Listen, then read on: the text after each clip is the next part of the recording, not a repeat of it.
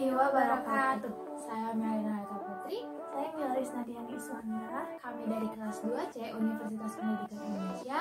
Di sini kami akan memaparkan hasil observasi kami terhadap pembelajaran daring di kelas 1 dan 2 SD. Dari hasil observasi yang kami lakukan, ada beberapa hal yang harus diperhatikan oleh orang tua maupun guru selama pembelajaran daring ini. Nah, dari hasil ini terbagi menjadi dua, yaitu efek negatif dan efek positif. Nah, dari kalian, apakah mau negatif dulu atau positif dulu? Oke, karena lebih baik dari negatif, terus ke positif, jadi kita akan memaparkan dari sisi negatifnya dulu. Negatifnya yang pertama adalah anak kurang bersosialisasi dengan teman-temannya. Dikarenakan yang kami observasi ini adalah kelas 1 SD, di mana dia belum pernah sama sekali ketemu teman-temannya, dan dia belum pernah sama sekali bersosialisasi langsung dengan teman-temannya, sehingga mengakibatkan anak ini kurang bersosialisasi dengan teman-temannya dan tidak terlalu mengenal teman-temannya, sehingga anak cenderung lebih pendiam dan berdiam diri di rumah ketimbang bermain dengan teman-temannya di luar. Lalu anak juga cenderung mengerjakan tugas sendiri dan kurang bersosialisasi maupun secara online. Terus yang kedua, sesuai yang dipaparkan oleh orang tua, di mana kebanyakan anak, pengalaman dari anak sebelumnya, kebanyakan anak ini lebih menurut kepada gurunya ketimbang kepada orang tuanya. Jadi pada pembelajaran dari ini, anak itu cenderung lebih bermalas-malasan dan mengerjakan tugas enaknya ketimbang pembelajaran secara offline, di mana pembelajaran dari ini mengurangi tingkat kedisiplinan anak dalam pembelajaran. Terus yang ketiga adalah tugas-tugas yang diberikan secara pembelajaran dari ini menuntut anak untuk sudah bisa, di mana harusnya anak kelas 1 SD ini masih belajar untuk membaca dan menulis atau berpikir dengan benar, dengan baik dan benar. Sedangkan dengan adanya pembelajaran daring ini, anak-anak itu dipaksa untuk harus lebih bisa membaca atau sudah bisa membaca dan lebih lancar ketimbang anak-anak seusianya yang seharusnya. Lalu tugas-tugas yang langsung membaca dan menghitung ini juga cukup membebani anak-anak yang sebelumnya belum mendapatkan pendidikan anak usia dini atau pendidikan di PAUD atau misalnya di TK-nya, sehingga kemampuan anak-anak akan sangat berbeda jika belum pernah masuk PAUD dan sudah masuk PAUD. Di pendidikan dari ini cukup membebani anak-anak yang masih belum bisa belajar membaca dan menulis, sehingga kemampuan di antara mereka sangat rentan. Terus yang keempat itu adalah jam belajar tidak teratur, di mana pendidikan dari ini jam belajar itu diserahkan kepada orang tua, sebisanya orang tua. Nah, jikalau anak-anak yang orang tuanya ada di rumah, maka mereka akan belajar dari pagi sampai siang, sebagaimana waktu efektif pembelajaran yang kita ketahui sebelumnya.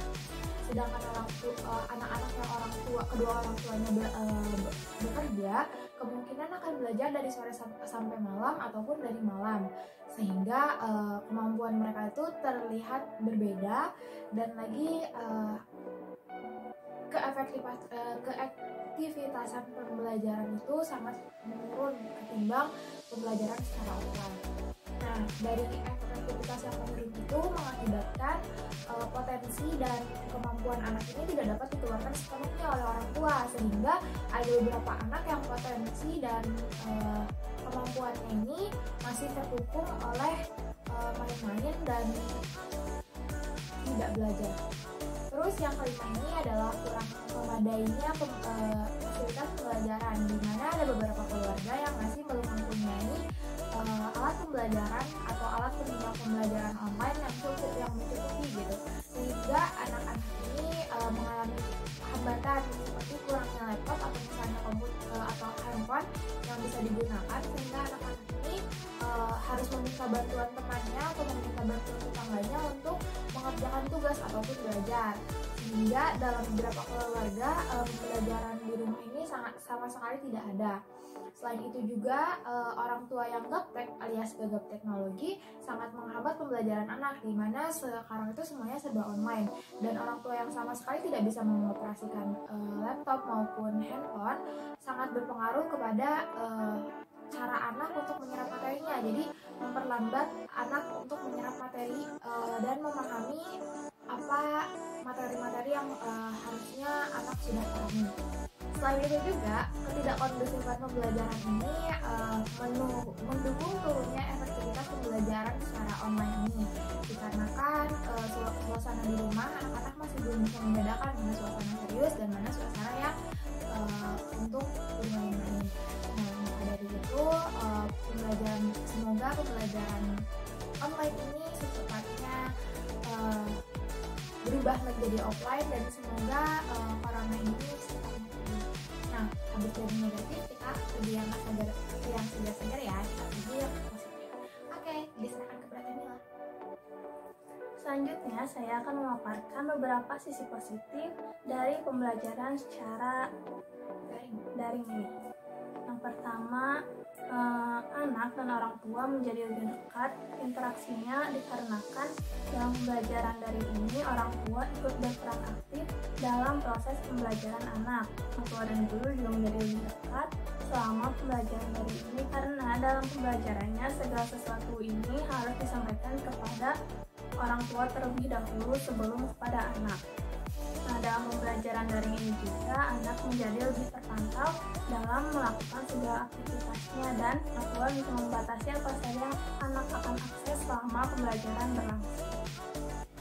Terakhir, dalam pembelajaran daring ini juga anak dapat dikenalkan lebih dekat dengan teknologi sehingga anak menjadi lebih terbiasa dengan teknologi meskipun dengan pembatasan yang orang tua berikan. Sekian pemaparan dari kelompok kami. Mohon maaf jika ada kesalahan dan kekurangan karena kami masih manusia. Wabillahi taufiq wal hidayah. Wassalamualaikum warahmatullahi wabarakatuh. Semangat.